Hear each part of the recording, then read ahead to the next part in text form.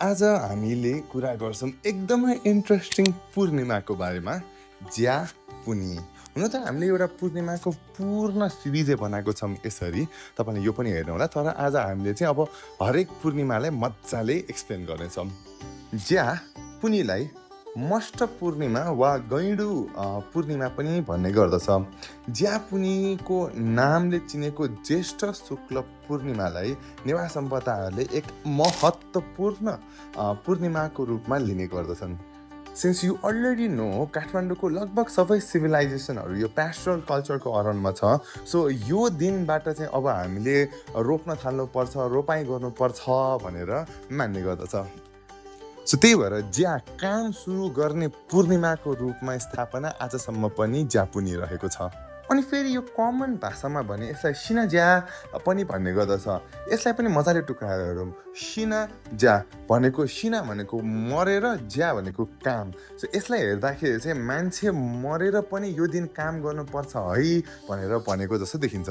त्यही भएर भनिन्छ पहिले यो दिनमा कोही मान्छे मर्यो भने त्यो मान्छेलाई दक्षिणतिर राखेर भए पनि हाम्रो रोपाइँको काम चाहिँ रोक्दैन थियो अरे। र सिनाज्याको अर्को मिनिङमा चाहिँ मरेर एकदमै मेहनत गरेर यो दिन काम गर्नु पर्छ भनेर पनि मानिन्दछ।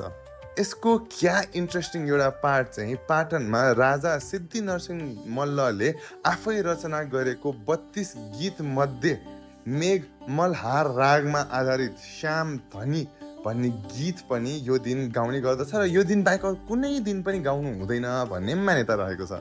अनि ज्या पुनीको दिन गरिने अर्को महत्त्वपूर्ण कार्य भनेको हो भूमि पूजा। लगभग हराइसकेको यो प्रचलन अनुसार पूर्णिमाको दिन घरको सबैभन्दा ज्येष्ठ सदस्यले आफ्नो खेतमा गई पूर्व दिशा फर्केर पूजा गर्ने गर्दछन्। अनि त्यसको 3 दिनपछि फेरि खेतमा चाहिने जति वर्षा होस् भनेर उत्तर फर्केर पूजा गरिन्छ र त्यसपछि मिलेको दिनमा रोपाइँ गरिन्छ। हाल भने रोपाइँ बेला गाइने गीत र धुनदेखि लिएर यस्ता रमाइला परम्पराहरू हराउँदै नै गइरहेको छन्। खेतबारी भन्दा घर बढी भइसक्यो। त्यस भएर काठमाडौँको भविष्य कुन डिरेक्सनमा गइरहेछ कल्चरली त्यो चाहिँ थाहा छैन। तर काठमाडौँको कथाहरूले यस्तो सबै कथाहरू हामी एकपछि अर्को गरेर लिएर आउने नै छौँ।